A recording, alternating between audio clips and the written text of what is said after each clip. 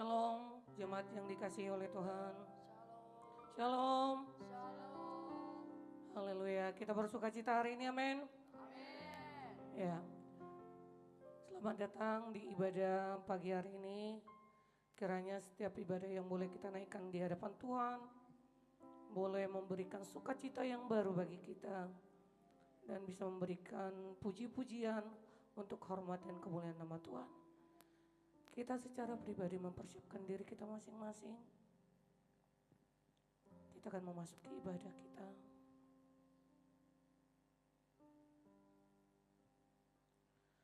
Kami sungguh bersyukur ya Tuhan. Segala kebaikan Tuhan yang boleh kami rasakan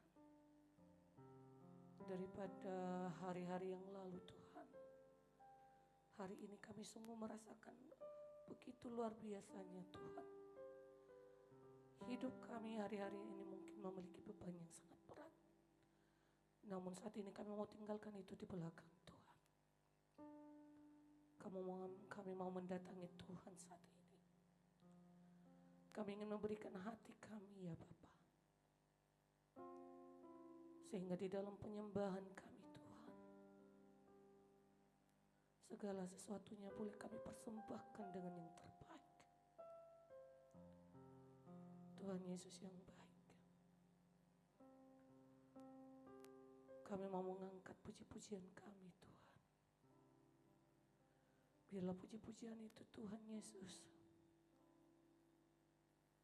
untuk hormat dan kemuliaan nama Tuhan. Sehingga namamu Tuhan semakin ditinggikan. Terpujilah Engkau Bapa. Haleluya.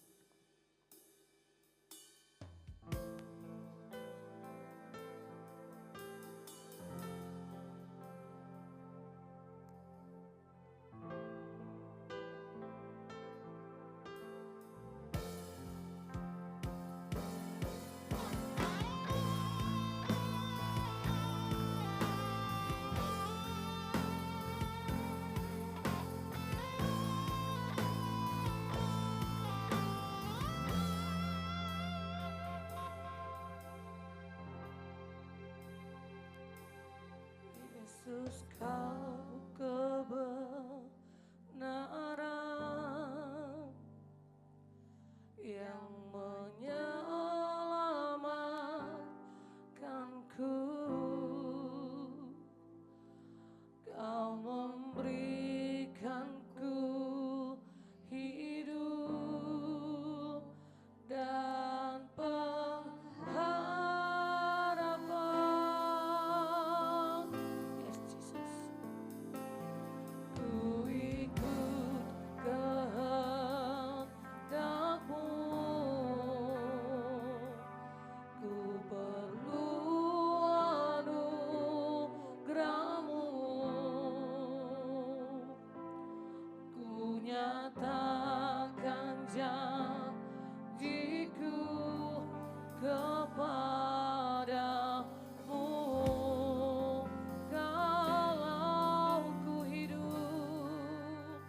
Kalau ku hidup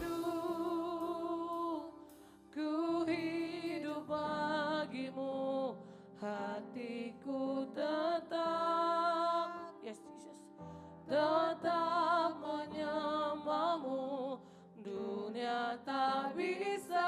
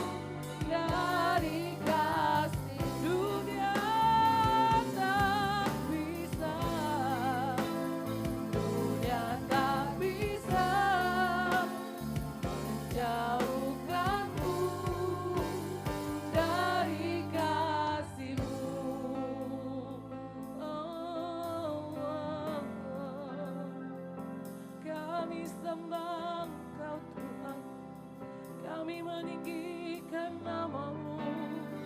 Segala pujian, hormat, kemuliaan hanya bagi nama-Mu. Kami meninggikan nama-Mu, oh Yesus. Segala pujian, hormat layak bagi nama-Mu Tuhan. Di sini kami menyembah Engkau Yesus. Kami sujud menyembah-Mu ya Tuhan. Hati kami menyembah kepadamu. Oh haleluya. Segala pujian hanya bagi nama-Mu. Oh haleluya. Oh haleluya. Kami tinggikan Engkau Yesus. Segala puji-pujian kami bagi nama-Mu.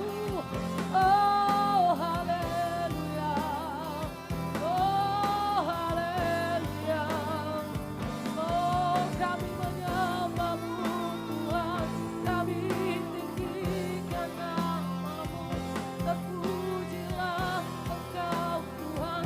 Terpujilah Engkau Yesus. Kami sembah. Kami sembah Engkau. Kami sembah Engkau. Yes, Jesus. Haleluya. Yes. Haleluya. Satu hal yang ku pinta, menikmati bait-Mu Tuhan. Yes, Jesus. Lebih baik satu hari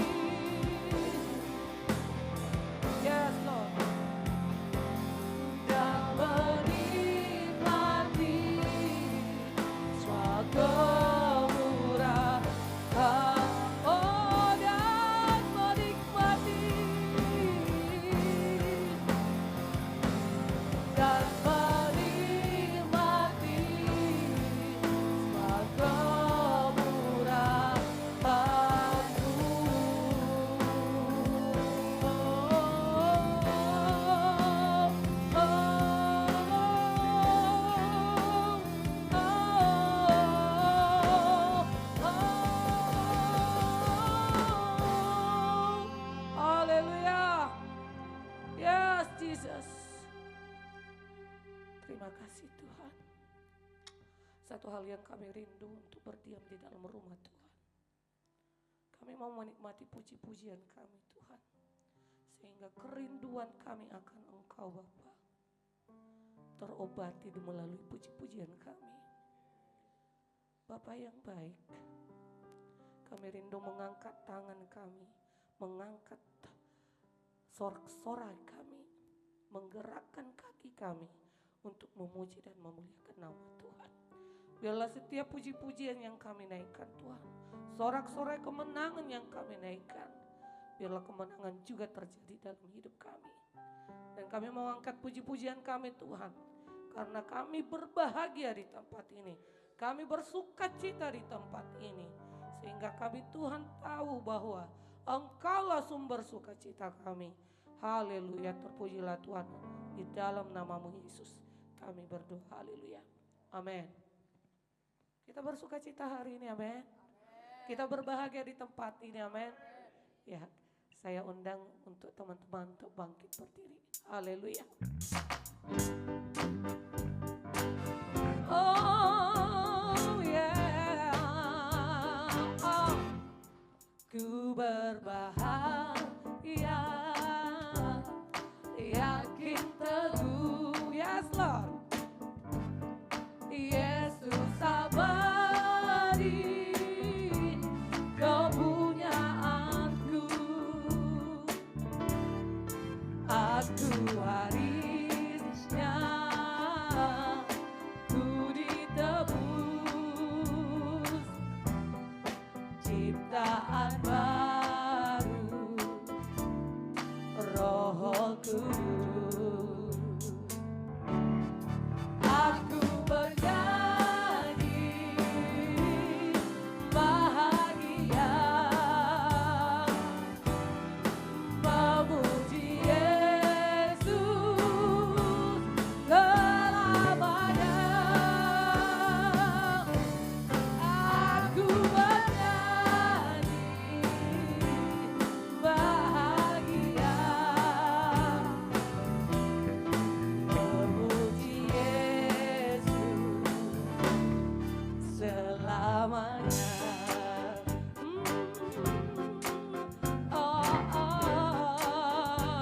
Yeah. Pasrah sempurna, nikmat penuh, suka surgawi melimpahiku. Lagu malaikat amat merdu, kasih dan ramah, yes Lord, besertaku. Aku bernyanyi bahagia, memuji Yesus selamanya. Aku bernyanyi bahagia, yes Jesus, memuji Yesus selamanya. Memuji Yesus, memuji Yesus, yes Lord, selamanya. Memuji Yesus, memuji Yesus, haleluya, selamanya.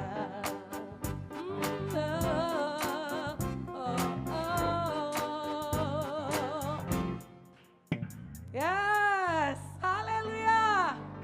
Bersukacita hari ini, amin. Yes, kita angkat kembali pujian kita, haleluya.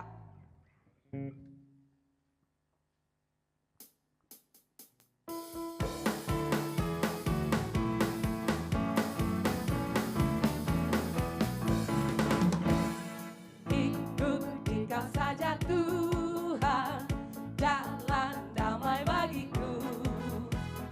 Aku selamat dan sentosa hanya oleh darah-Mu.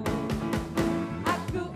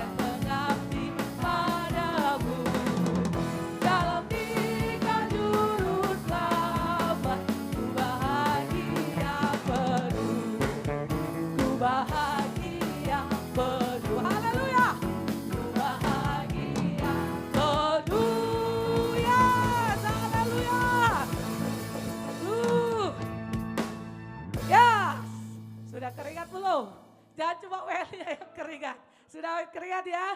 Kita harus semangat memuji Tuhan, amin. Haleluya, silakan duduk kembali.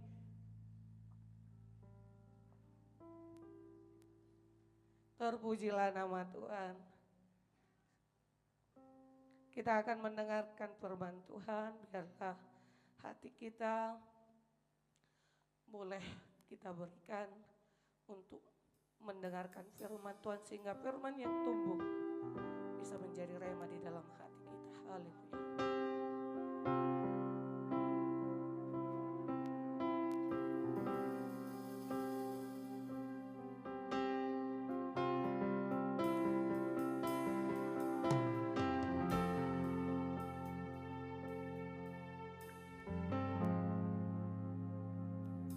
Kau berfirman, haleluya, yes, Yesus. Kau berfirman dan sembuhkanku, kau bersabda dan selamatkanku, tiada yang mustahil bagimu. Yesus, ku percaya padamu. Yes, Lord Jesus, haleluya. Apapun yang terjadi dalam hidupku ini, tak pernah ku ragukan kasih-Mu Tuhan.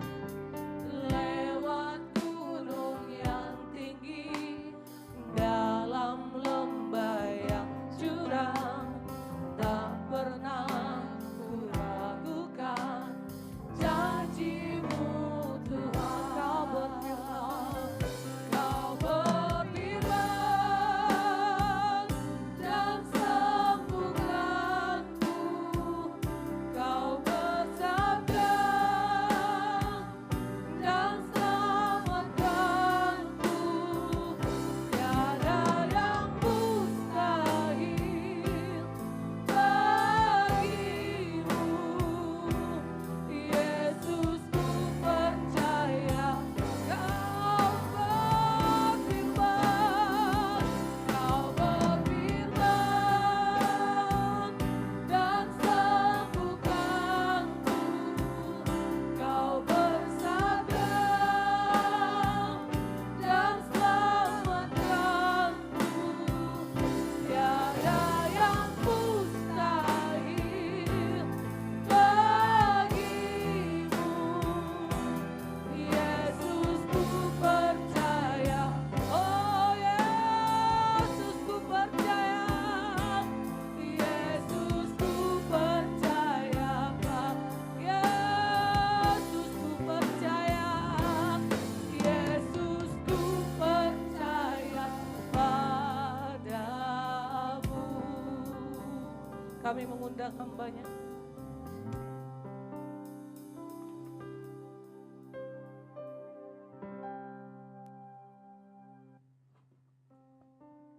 Tuhan, terima kasih untuk hari ini kami bisa ada di rumah-Mu, memuji, meninggikan nama-Mu, dan ini waktu yang terbaik untuk kami mau terima firman Tuhan.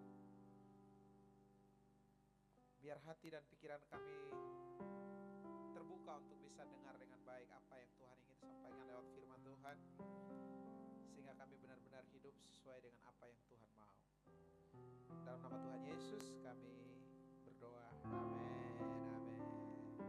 Oke, shalom. Apa kabar semuanya, teman-teman yang ada di sini, GBI Salt and Light, senang bisa kembali.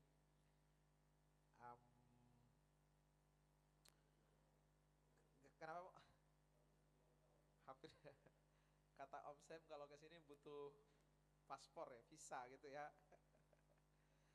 Nah, sebelum saya sampaikan apa yang akan saya khotbahkan, pertama-tama teman-teman, saya punya YouTube channel seperti yang ada di depan saudara. bisa mendukungnya dengan subscribe bagi yang belum subscribe. Oh ya itu. Dan di situ kontennya sharing khotbah, juga beberapa podcast seputar generasi milenial dan Gen Z. Jadi nampaknya kita ini seusia semua di sini gitu ya.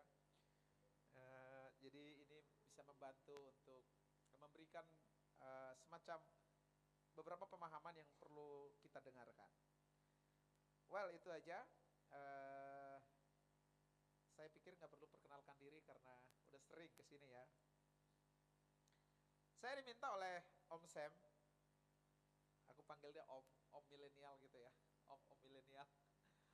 Om Sam, dia bilang nanti tolong sampaikan khotbah dengan judul bertumbuh dalam satu komunitas.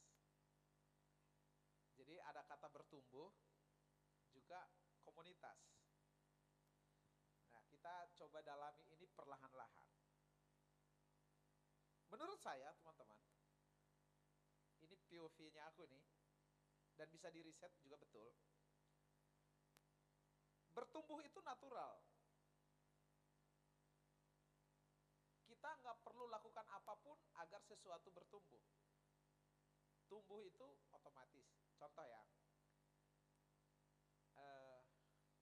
tentu kita semua ini pernah kecil dulu ya.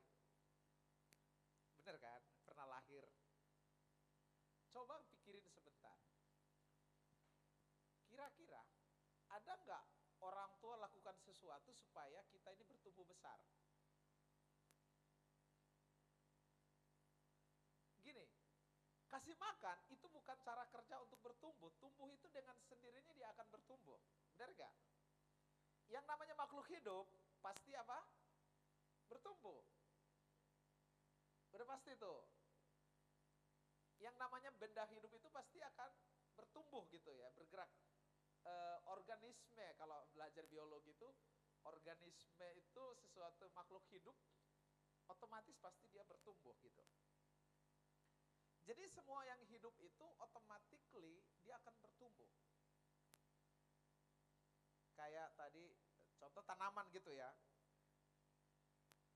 Kalau tanaman itu hidup, sudah pasti dia akan bertumbuh. Tapi coba nggak hidup, tunggu aja dia mati. Ini saya punya cerita. Kayaknya saya pernah cerita di sini atau udah lupa deh. Waktu COVID ini kan kita kan PPKM ya, tahu kan PPKM nggak boleh kemana-mana gitu ya. Jadi sempat waktu itu lockdown, tapi yang nggak yang beritanya tuh nggak jelas antara lockdown dan tidak. Saya satu kali pergi ke pasar karena saya udah mikir nih, sepanjang 1 minggu ini kita tidak boleh keluar nih. Otomatis sebagai orang normal kita stok makanan dong. Ini laki-laki yang tidak punya basic seperti wanita yang tahu bahan makanan apa yang perlu dibeli gitu ya. Beda kali sama Om Sam, dia kan jago koki gitu, ngerti lah.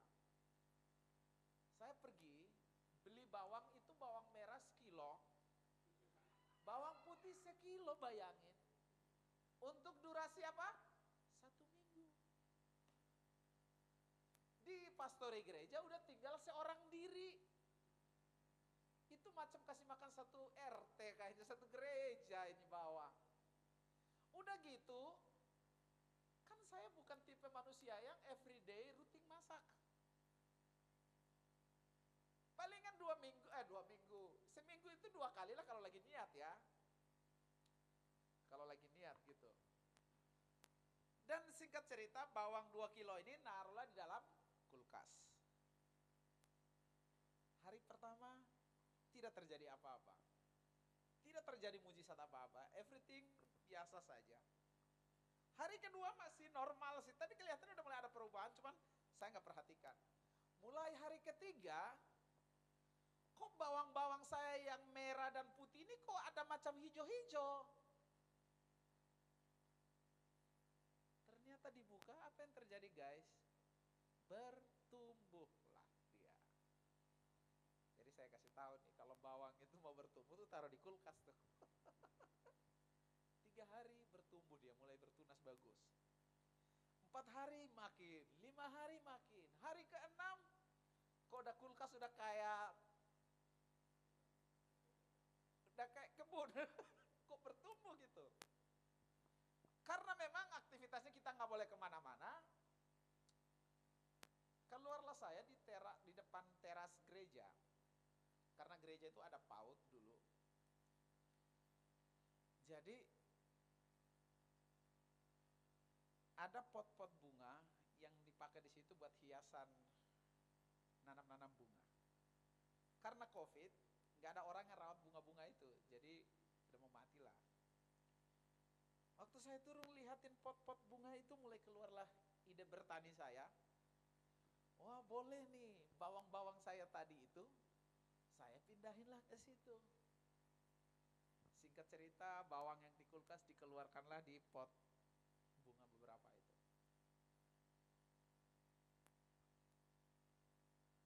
Hari ke-7 siram, mulai bagus dia bertumbuh. Masuk hari ke-8 atau hari ke-berapa itu saya kena COVID. Mau gak mau harus isoman ya, isolasi mandiri.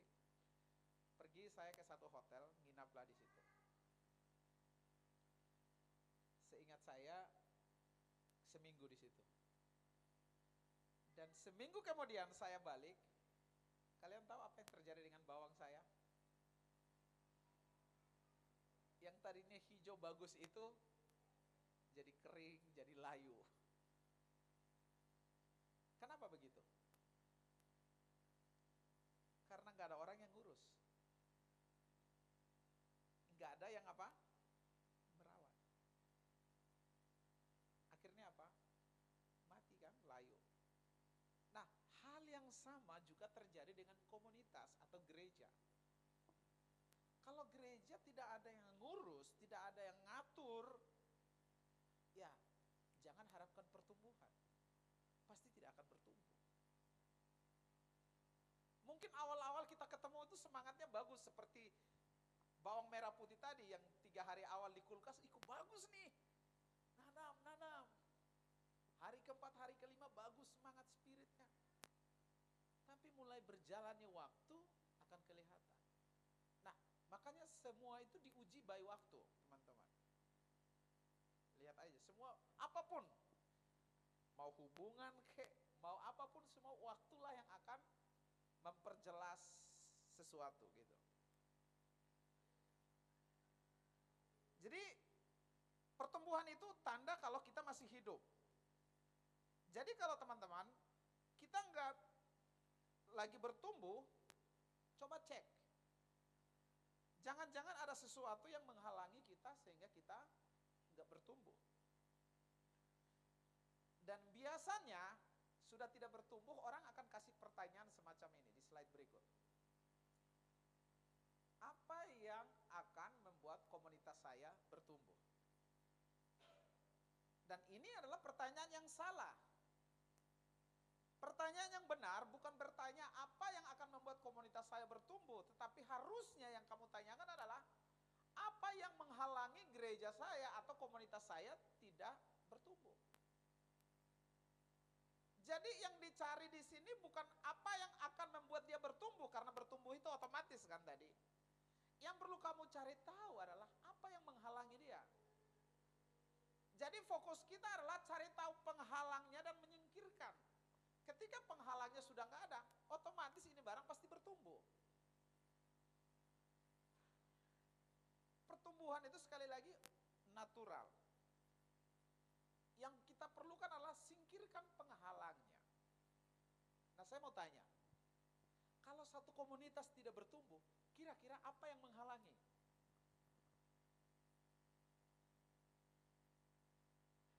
Gimana?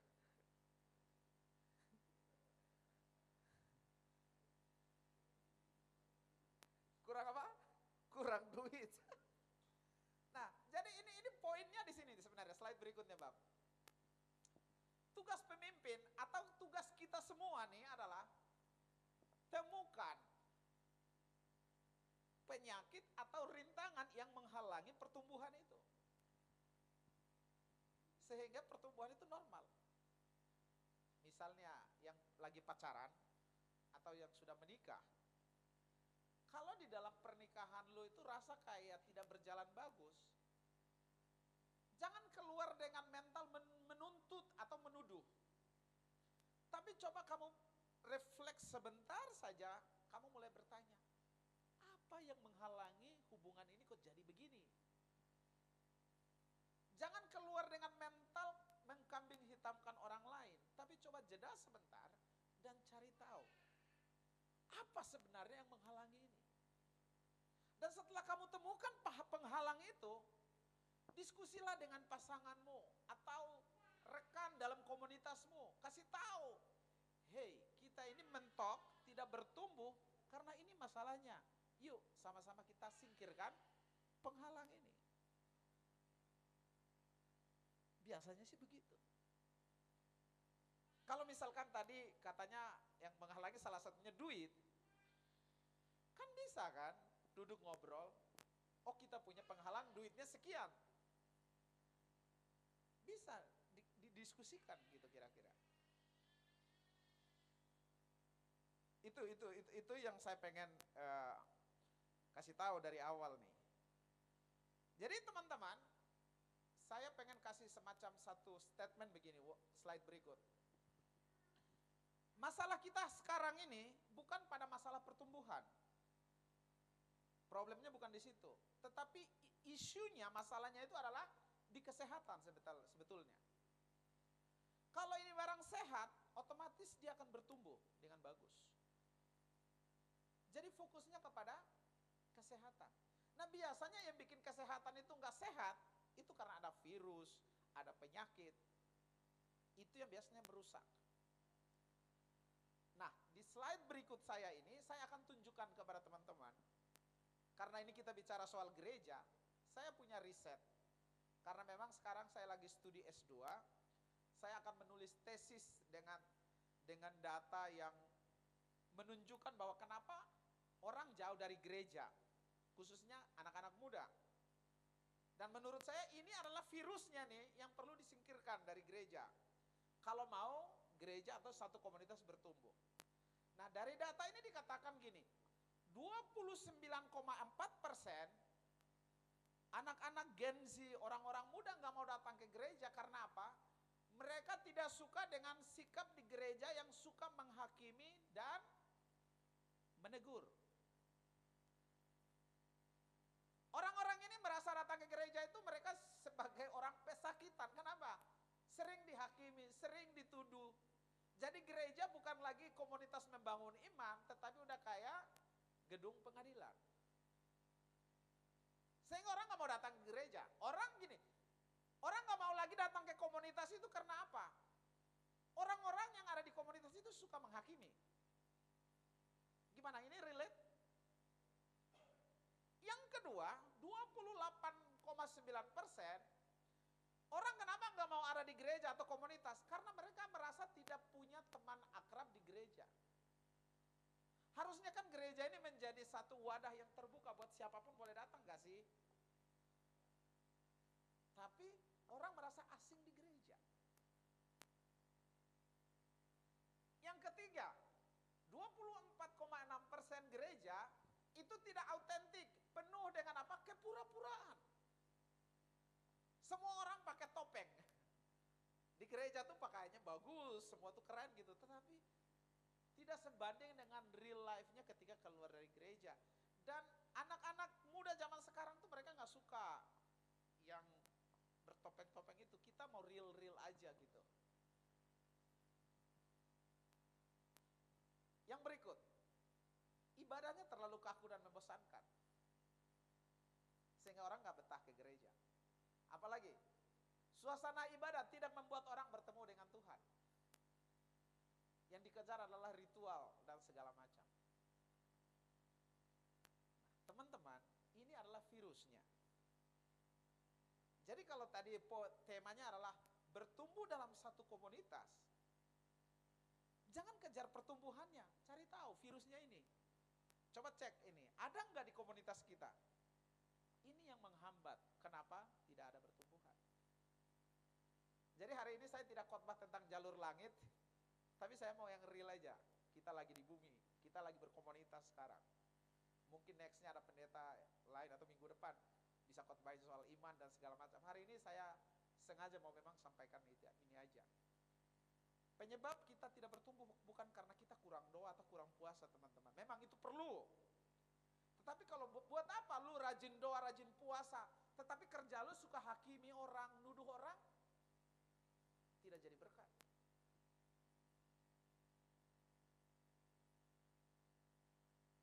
Buat apa lu rajin doa dan rajin beribadah, tetapi sementara hidup lu jadi duri. Orang tidak bisa dekat sama diri lo gitu. Toxic. Penuh kepura-puraan. Hipokrit. Kemunafikannya banyak gitu. Ya nggak bisa jadi terang, teman-teman. Saya punya statement seperti ini. Pada akhirnya gini, orang kenapa hari ini tidak mau datang ke gereja atau belum percaya Yesus? Dugaan saya ada dua kemungkinan, teman-teman. Ada dua. Yang pertama, memang dia belum pernah ketemu orang Kristen atau ketemu komunitas Kristen. Tetapi yang kedua, dia pernah ketemu komunitas Kristen dan orang Kristen. Kenapa?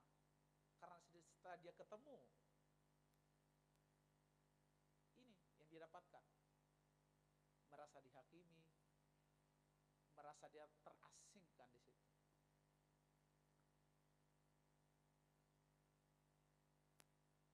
Kenapa begitu? Karena gereja itu nggak menarik. Gereja yang katanya kasih Kristus ada di situ, tetapi setelah orang masuk ke situ yang ada adalah penuh dengan penghakiman, penggosipan. Itu faktanya begitu. Mungkin setelah dengar ini ada yang tidak setuju dengan saya, whatever, terserah kalian. Tetapi datanya ada gini, saya nggak asbun gitu.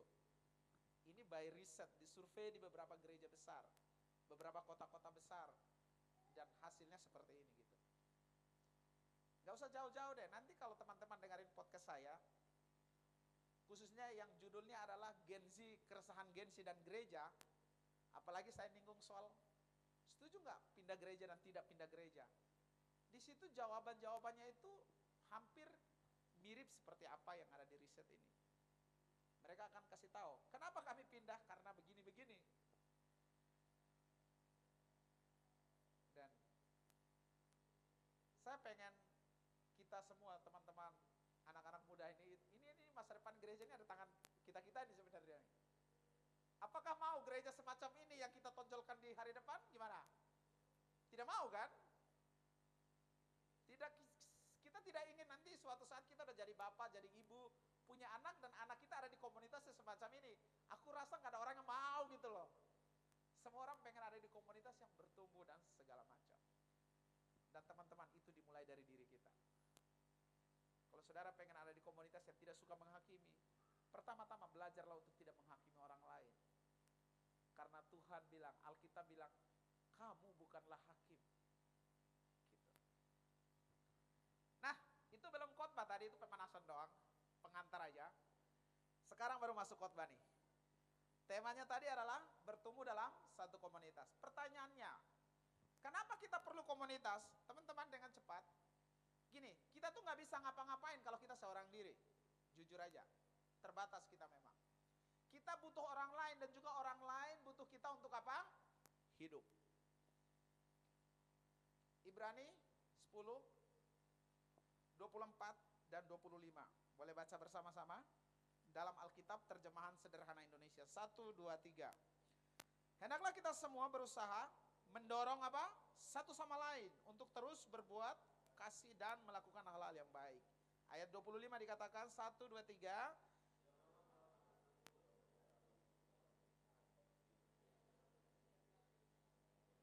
Sebaliknya,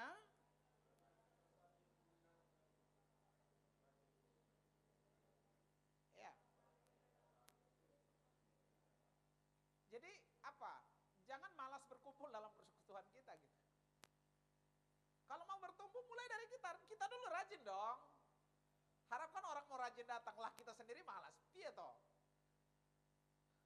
Gimana? Aku masuk gak nih? Relate gak? Ya sebelum jari lo ini keluar nunjuk hidung orang bahwa dia malas, kan tiganya arah ke lo ya. Cek dulu nih, lu sendiri udah rajin belum? Berikut, Khotbah. Berdua dikatakan apa? Lebih baik. Daripada seorang diri. Kenapa? Alasannya gini, karena mereka memperoleh upah yang lebih baik dari hasil kerja keras mereka. Dan apabila salah satu dari mereka jatuh dikatakan, maka yang lain bisa menolongnya untuk berdiri. Coba lu jalan sendiri, lu jatuh terguling. Lu kan bangun sendiri, tapi kalau lu punya teman, dia bakalan bantu lu. Tapi kalau kadang-kadang ya, kita dengan teman jalan, kita jatuh, dia bukan bantuin sih. Pasti yang pertama ambil handphone, guys, teman gue baru aja jatuh, terus ketawa-ketawa gitu ya. Di sini kayaknya nggak ada gitu, semoga nggak ada. Apalagi nih, yang menyedihkan apabila seseorang hanya sendirian jatuh, sebab apa? Tidak ada yang menolong dia. Ayat berikut. Bila dua orang tidur berdampingan, mereka bisa saling menghangatkan. Tetapi bila hanya seorang diri, sulit baginya untuk merasa hangat. Umpamanya dalam perkelahian. Ini contohnya gitu ya, kelahi gitu ya. Seorang diri saja akan mudah apa? Dikalahkan musuh. Tetapi kalau berdua, lebih mungkin mereka akan mampu bertahan. 3 orang akan lebih kuat, seperti 3 utas tali yang dijalin menjadi satu akan sulit diputuskan. Nah, dari baca ayat seperti ini, menurut teman-teman di sini, komunitas perlu apa enggak? Kenapa perlu? Karena kita lebih kuat dong. Karena kita lebih kuat. Jadi pastikan kita yang ada di sini berusaha kita makin nyatu sebetulnya. Supaya orang-orang yang datang dari sana, orang-orang yang baru mau masuk pun, mereka merasa oke, gua kayaknya aku perlu komunitas ini. Karena di sini aku dikuatkan. Dimulai dari apa? Tadi Ibrani bilang, jangan malas-malas. Lebih dahulu mulai menunjukkan. Kejadian 2 ayat 18. Tuhan sendiri yang bilang, tidak baik kalau manusia itu seorang diri saja. Ya memang gak baik. Kayak aku nih kan masih sendiri nih. Aduh. Oke. Itu iklan aja. Jadi itu pertama teman-teman, kita perlu komunitas. Yang kedua, komunitas ini penting karena apa? Satu, di situ kita saling mendukung, punya support system. Jadi komunitas itu bantu kita untuk hadapi tantangan seperti anxiety, malas, mulai lagi burn out di kerjaan, atau mengalami tekanan sosial gitu ya, pressure gitu. Jadi lu punya teman yang lu bisa share gitu. Saya banyak banget temui teman-teman yang lagi stres dengan pekerjaan mereka, mereka bilang gini, aduh Pak, aduh Bung, katanya, kami ini sepertinya budak korporat. Buat anak-anak yang kerja pasti mengerti banget apa istilah yang saya maksudkan barusan, budak korporat gitu ya. Kerja terus dan mereka capek banget. Tapi waktu kita duduk ngobrol cerita, pendeta yang baik hati ini cuma belikan secangkir kopi, waduh, kasih dia minum, dia merasa dicas kembali gitu ya. Dia pulang dengan happy. Dan aku harap ini hal-hal sederhana yang teman-teman bisa lakukan di sini. Please, jangan hidup untuk diri sendiri. Coba kamu mulai terbuka dengan melihat teman-teman yang kamu tahu di gereja ini yang mungkin sedang lagi down, lagi lemas. Apa yang bisa kalian lakukan buat mereka? Yang berikut, komunitas itu apa? Bantu kita untuk melayani bersama, punya dampak gitu ya. Serving together. Jadi bertumbuh, mulai keluar dari zona nyaman kita. Mulai apa? Melayani orang lain. Makanya tadi saya bilang, jangan jadi manusia egois. Hidup buat diri lu sendiri. Ingat teman-teman, kalau kamu sudah ada dalam komunitas, kamu tidak lagi hidup buat diri lu sendiri. Kamu mulai hidup untuk apa? Orang lain. Ini aku kasih tahu rahasianya. Teman-teman, ketika kita mulai hidup untuk orang lain, akibatnya orang lain pun akan hidup untuk dirimu. Itu rumusnya begitu. Tapi kalau selamanya lu hidup hanya untuk diri lo, ketika lu susah lu harapkan orang lain mau bantu lu, ya lu udah gila namanya. dibantu orang, tapi gak mau membantu orang, itu hanya orang gila. Atau anak-anak. Saya berteman semua orang, mulai dari yang besar sampai yang kecil. Kalau yang anak-anak kecil, egonya tinggi banget, sama orang-orang tua yang udah 80-an tahun. Yang mereka minta adalah, aku mau makan, aku mau ini, aku mau itu, aku, dan aku. Tetapi orang-orang yang dewasa, mereka mengerti, hidup bukan soal aku, tetapi tentang kita. Apa tadi barusan? Hidup bukan, tapi tentang apa? Tentang kita. Jadi bertumbuhlah dengan perspektif kita, bukan aku. Itu di dalam komunitas itu begitu. Makanya saya senang banget Om Sam punya tema ini, itu keren. Dan karena fokusnya bukan lagi personal nih, tapi komunitas. Community. Home itu kan bukan bicara soal satu personal orang. Semua orang. Ini kalian tahu nggak bedanya satu dan menjadi satu? Beda dong. Satu kan lu satu orang gitu, satu doang. Tapi menjadi satu berarti gabungan dari beberapa orang.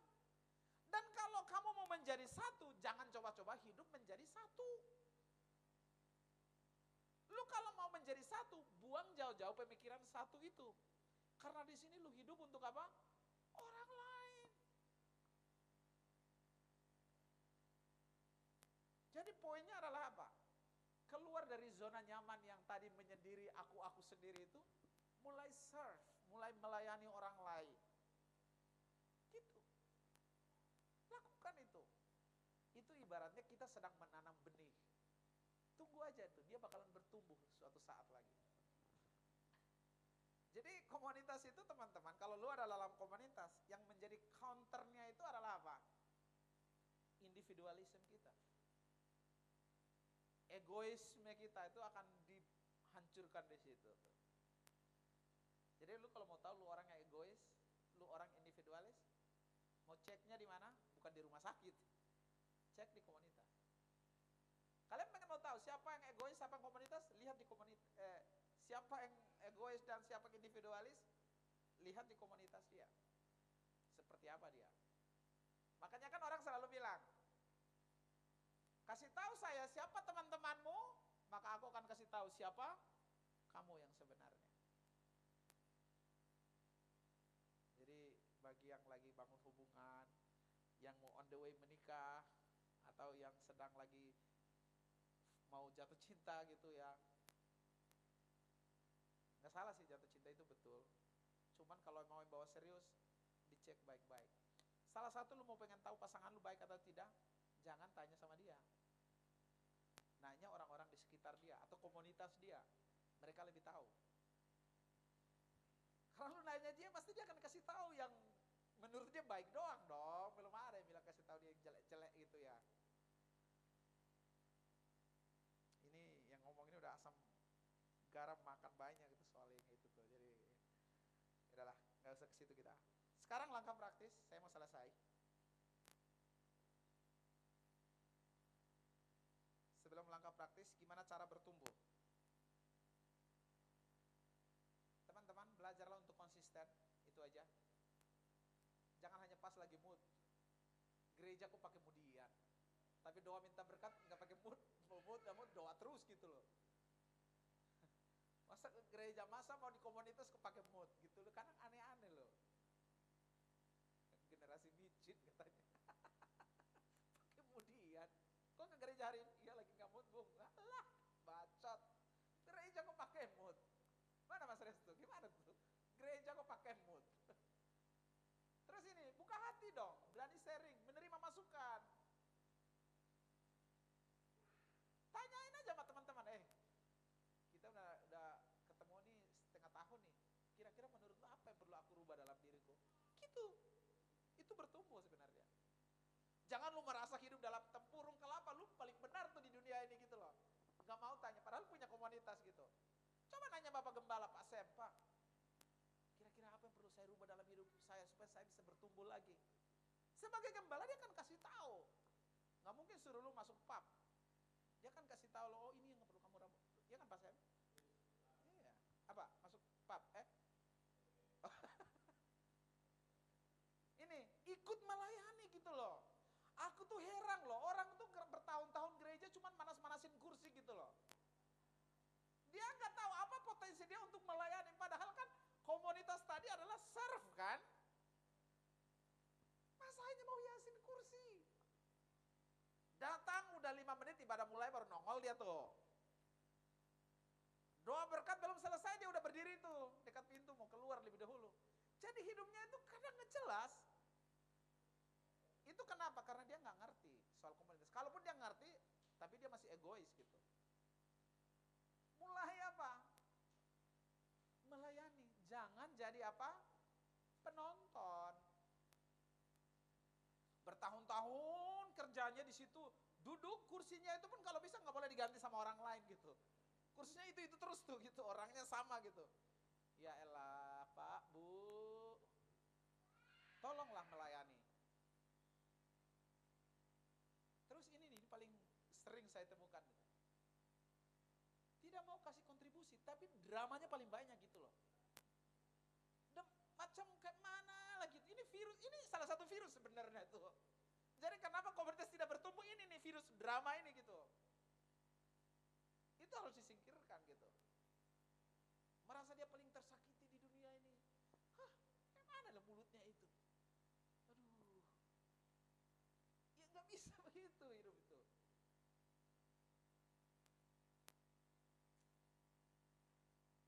Ini lagi direkam kan? Bagus lah.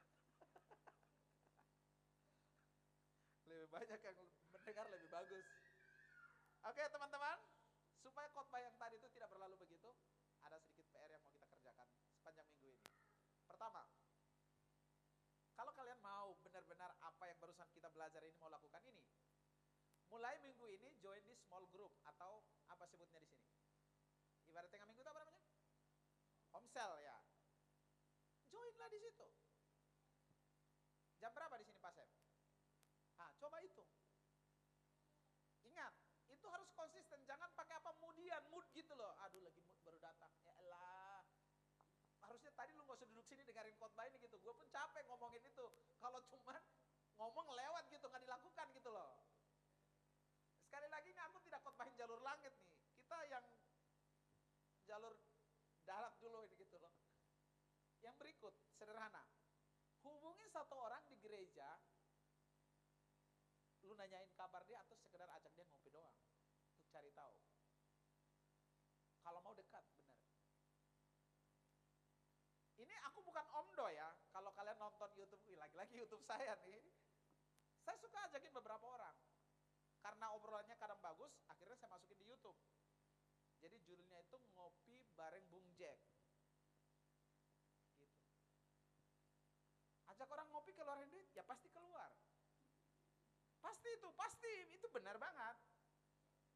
Apalagi kayak gua nih, nggak punya kerjaan, kerjanya cuma khotbah minggu. Orang pasti tanya, Pak duitnya dari mana sih? Ya gue pun nggak tahu dari mana duitnya gitu lah. Yang pasti nggak korupsi kayak Emmanuel Ebenezer ya. Ini direkam juga ya? Oh sensor. Nggak ada ya, bagus. Nama doang Emmanuel ya, kelakuan kayak apa tuh? Kalimat berikutnya tuh bertumbuh bareng itu pilihan gitu ya. Dan Tuhan janji kasih berkatnya gitu loh. Nyapunya bagus ya. Jadi guys, ini yang perlu kalian lakukan. Kalau mau yang tadi yang Om Sam bilang bertumbuh itu, saya senang gembala yang punya apa fokusnya pertumbuhan gitu ya. Jadi itulah teman-teman lakukan. Terakhir, slide penutup. Teman-teman, ini baru khotbahnya nih, guys. Komunitas itu bukan sekedar tempat kita ada ya, guys. Tapi tempat kita apa? Menjadi sesuatu. Kita nggak bisa menjadi sesuatu dalam terisolasi di kamar sendiri. Lu akan jadi sesuatu ketika lu ada di komunitas. Potensi lu, kemampuan lu akan dikeluarkan di situ. Dan biasanya di dalam komunitas, kemampuan potensi kita yang terpendam itu dikeluarkan, dipres dengan dikeluarkan. Dan di situ kita akan jadi sesuatu. Dan guys, Tuhan pakai komunitas buat apa? Membentuk karakter dan iman kita. Kalian masih ingat yang saya pernah khotbah di sini? satu orang lumpuh punya 4 teman yang dibawa pada Yesus kan. Ini orang lumpuh sembuh bukan karena imannya dia guys, tapi karena apa? Imannya 4 orang itu. Dan kira-kira setelah kejadian itu si lumpuh jadi beriman enggak? Jadi beriman. Benar.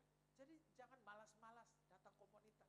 Karena Tuhan pakai itu untuk membentuk karakter kita yang tadinya suka egois, sama kita yang tidak beriman, akhirnya jadi beriman. Dan yang ketiga terakhir, kalau mau jalan cepat, ya udah lu jalan sendiri. Tapi kalau lu mau jalan lu jauh ke depan, lebih baik lagi, maka jalanlah dalam apa? Komunitas. Mari kita berdoa. Tuhan terima kasih untuk apa yang kami dengar hari ini.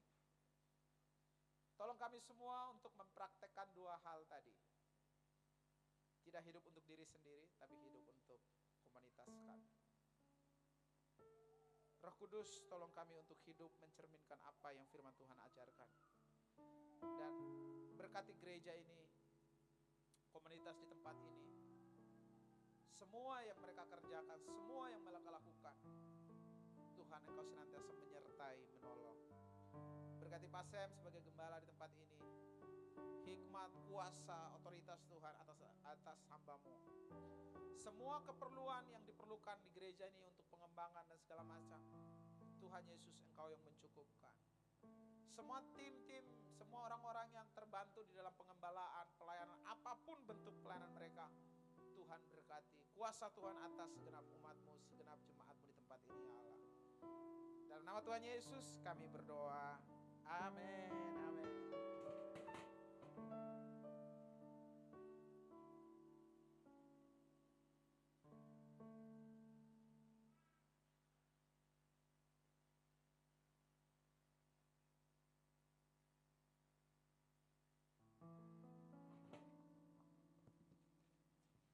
Kita sangat diberkati Tuhan dengan melalui firman-Nya pada pagi hari ini, amin. Terpujilah nama Tuhan. Sebentar kita akan memberikan yang terbaik bagi Tuhan untuk pelayanan di tempat ini. Mari kita satukan hati kita bersatu dalam doa. Bapa di dalam surga, kami bersyukur Tuhan buat hari ini kami boleh memberikan yang terbaik dalam persembahan puji-pujian kami. Bila Tuhan kami bisa memberikan persembahan kami saat ini, itu boleh Tuhan nanti digunakan untuk memuliakan Tuhan di tempat ini. Bila setiap tangan-tangan yang memberi Tuhan berkati berkali lipat ganda. Dan Tuhan juga yang mengurapi dan memberkati setiap kehidupan pribadi lepas pribadi. Terima kasih Bapa, kami bersiap untuk memberi yang terbaik. Terpujilah Tuhan di atas segala nama, haleluya. Amin.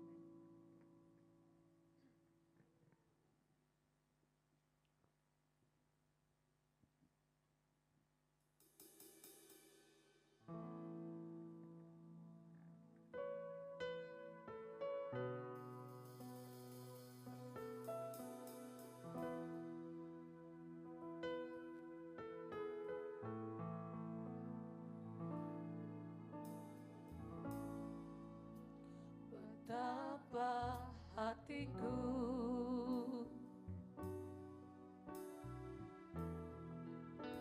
berterima kasih Yesus,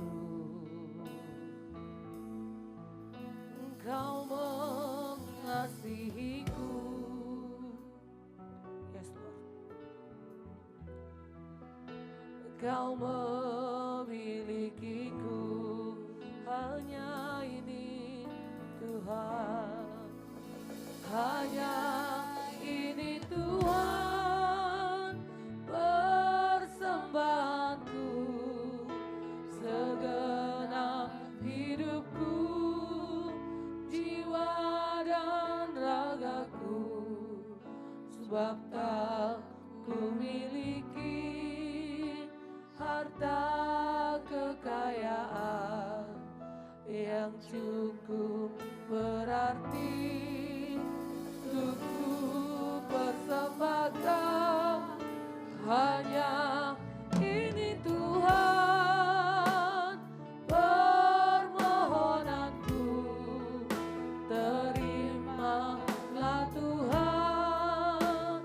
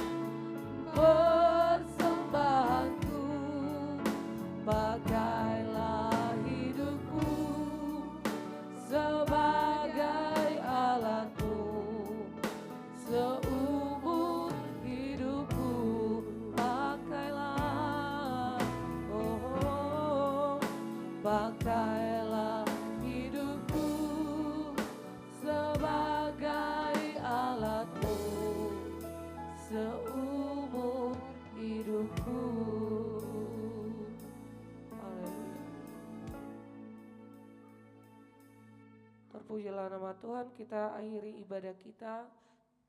Kami undang untuk bangkit berdiri.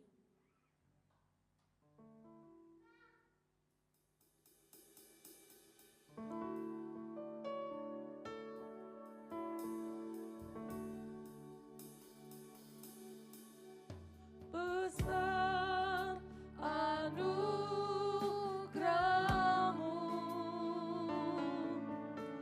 berlimpah kasih-Mu,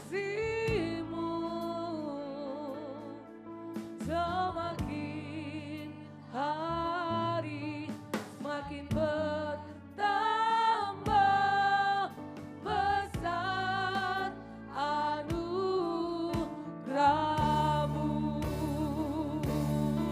Oh, besar anugerah-Mu, berlimpah kasih-Mu, semakin hari semakin bertambah. Besar semakin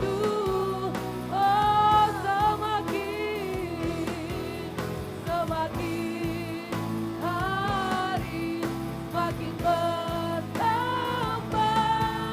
Besar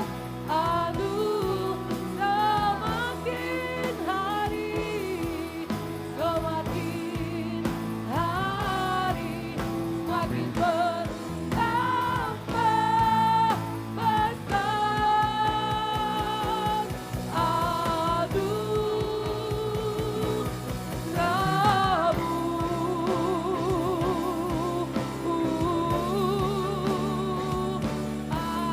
Amin. Haleluya. Kami undang hambanya untuk menutup ibadah.